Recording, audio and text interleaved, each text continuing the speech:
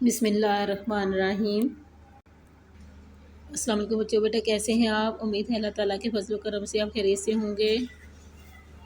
جی بیٹا، آج ہم شروع کریں گے سبق نمبر 14 ہمارا وطن۔ یہ بیٹا نظم ہے اور اس نظم کو لکھا ہے طفیل ہوشیار پوری نے۔ بیٹا ہر ملک کا ایک قومی ترانہ ہوتا ہے جو اس ملک کی امنگوں، آرزوؤں اور خوابوں کی ترجمانی کرتا ہے۔ پاکستان کا قومی ترانہ بیٹا ہمارے حفیظ جالندھری صاحب نے لکھا، اور بیٹا کوئی بھی شاعر ہو جو اپنے وطن کی عظمت، بلندی اور رفعت کے حوالے سے کوئی نظم لکھے گا تو اسے گیت، قومی نغمہ، ملی ترانہ وغیرہ جیسے عنوانات سے ہم موسوم کرتے ہیں، اور کسی بھی ملکی ترانے کو ہم قومی ترانہ نہیں کہہ سکتے، ٹھیک ہے۔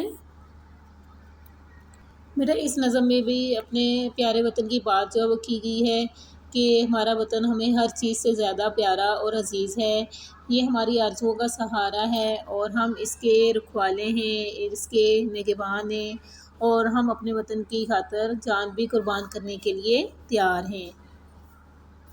جی بیٹا اب آ جاتے ہیں تشریح کی طرف۔ سب سے پہلے ہم بند کی ریڈنگ کریں گے۔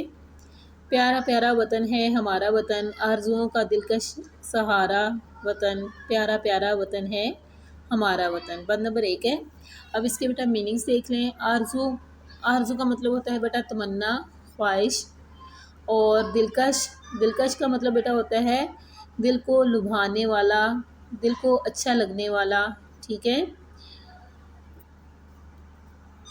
جی بیٹا بند نمبر 1 کی تشریح کی طرف آئیں تو اس میں شاعر طفیل ہوشیار پوری کہتے ہیں اپنے وطن کی تعریف کرتے ہوئے کہ یہ وطن جو ہے وہ ہمارا دیس بہت پیارا اور ہر دل عزیز ہے، یہ دیس ہمیں ہر چیز سے زیادہ عزیز اور پیارا ہے۔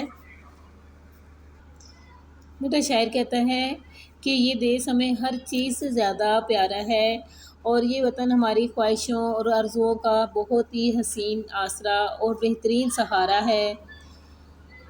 ہماری تمام آرزوئیں اسی وطن سے پوری ہوتی ہیں۔ یہ وطن ہمیں بہت پیارا ہے اور دنیا کی تمام چیزوں سے زیادہ ہمارے دل کو اچھا لگنے والا ہے۔ بند نمبر 2 دیکھیں بیٹا۔ اس کی سونا اگاتی ہوئی کھیتیاں، پگھلی چاندی لٹاتی ہوئی ندیاں، ہے ہمارا وطن سب سے پیارا وطن، پیارا پیارا وطن ہے ہمارا وطن۔ جی بیٹا نظم کے اس بند میں شاعر کہتا ہے کہ اس وطن کی کھیتیاں سونا اگاتی ہیں، اس کے ہرے بھرے کھیتوں سے سونے جیسی چیزیں، قیمتی چیزیں نکلتی ہیں، یعنی اس کے کھیتوں سے قیمتی اور نقد آور فصلیں جیسے کپاس، گندم، گنا اگتی ہیں، اور اس وطن کی ندیوں اور نالوں میں چاندی جیسا صاف شفاف پانی بہتا ہے جو ہماری فصلوں کو سیراب کرتا ہے۔ ہمارا دیس سب سے پیارا دیس ہے اور ہمارا وطن ہر چیز سے زیادہ پیارا اور خوبصورت ہے۔ یہ بیٹا بند نمبر 3 ہے۔ سرمئی وادیاں لہلہاتے چمن، اس کے صحرا ہنسی دل نشیں اس کے بن، رشک فردوس ہے آج سارا وطن، پیارا پیارا وطن ہے ہمارا وطن۔